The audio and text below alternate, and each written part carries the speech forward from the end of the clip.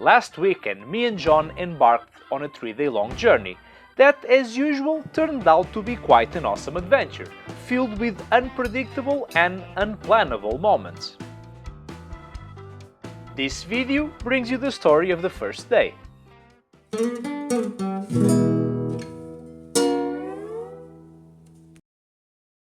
Hello adventurers, my name is Diogo Guerra and this is OFFroad-OFFcourse.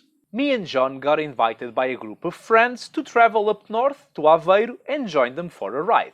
We were quite excited because due to this COVID-19 situation, it has been a while since our last trip together.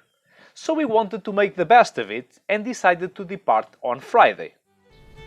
Here we are, it's 9 AM, we are basically ready to depart. It's supposed to be a rainy weekend, so we are carrying extra stuff because of the chance of rain, high chance of rain. Not this morning though. It's gonna be a hell of a weekend.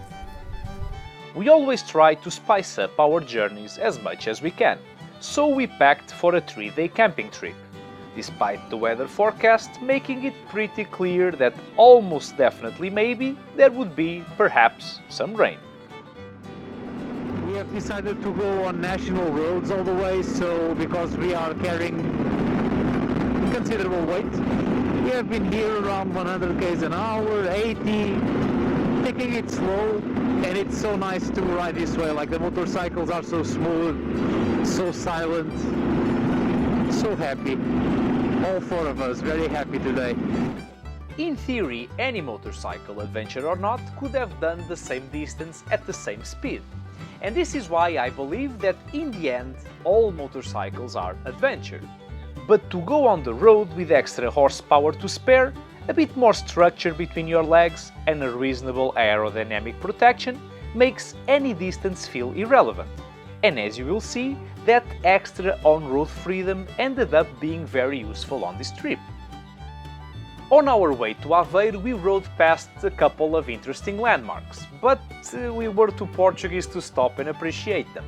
In Batalha, we could have visited its most famous monastery, built 600 years ago to celebrate a battle where we earned, again, our independence from Spain. 100 kilometers later, in Coimbra, we could have visited one of the oldest universities in the world. But you know, been there, done that. We stopped in Mielhada though, just in time for lunch, which was fortunate cause this region is very famous for the leitão assado, the roasted piglet. In these modern times one cannot help to feel a bit sorry for the little pigs, but we couldn't miss the chance of trying the real thing in the real place. By now, we were only 30 minutes away from Aveiro, and everything was going according to plan, until I got a phone call. The event where we were going to just got cancelled because of the bad weather, but we are a little bit further south and the weather is great, so I think we are going to stick to our own plan and go explore. In a way, we are a bit more excited now that we don't know where we are going than we were before. Oh yeah! Not at all shaken by the news, we discussed our options and decided to take a 90-degree turn and go into Serra da Estrela, the tallest mountain range in continental Portugal.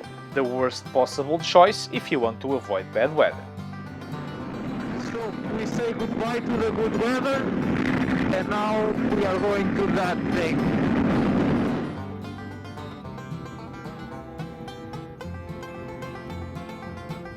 With this new plan and new resolve, surrounded by this beautiful scenery and sitting on two amazing motorcycles, the kilometers just flew by effortlessly, and in no time we reached the mountains.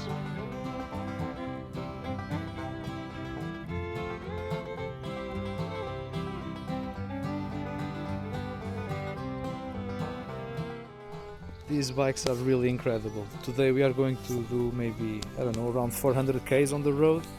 Look the tires we brought. and we are happy as clams.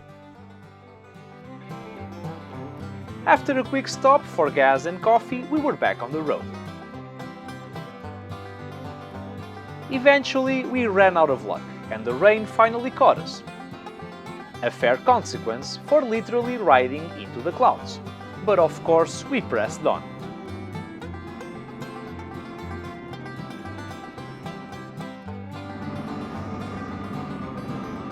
So we will make a stop here in Harry Potter Forest to assess our situation.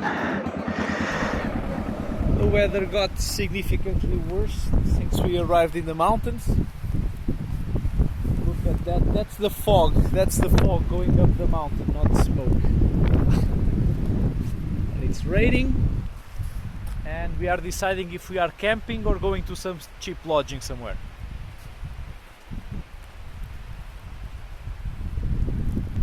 Yippee! After much back and forth, we concluded that with this kind of weather it would be counterproductive to go camping, especially considering my YouTuber needs. So we continued climbing up the pretty zigzagging mountain roads until we reached the peak.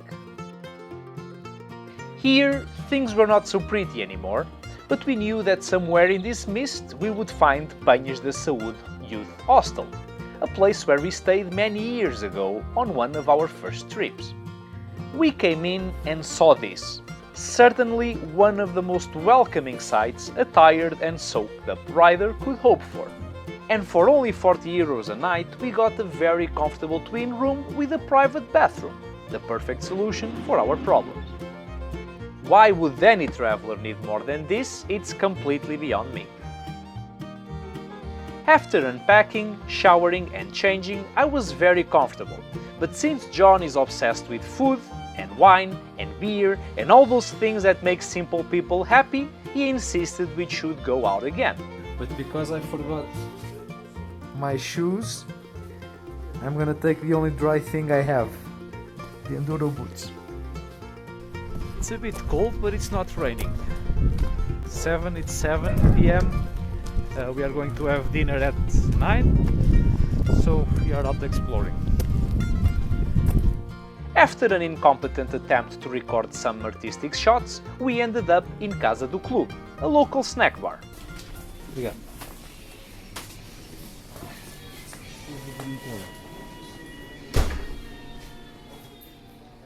The music was brilliant and the vibe was awesome, but what got us really surprised was the typical snack we ordered.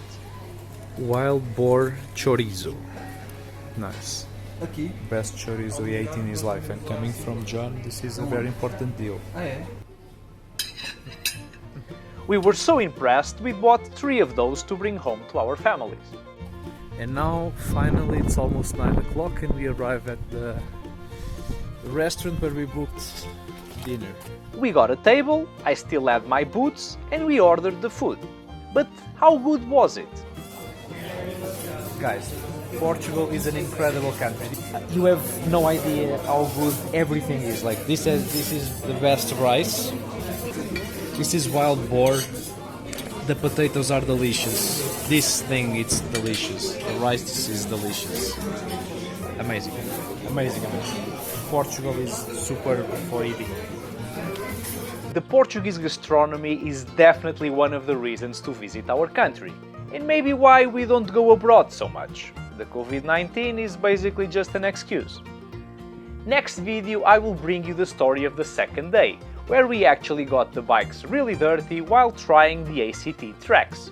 If you wanna see it, please like, subscribe, hit the thingy and share. See you next week and happy rides!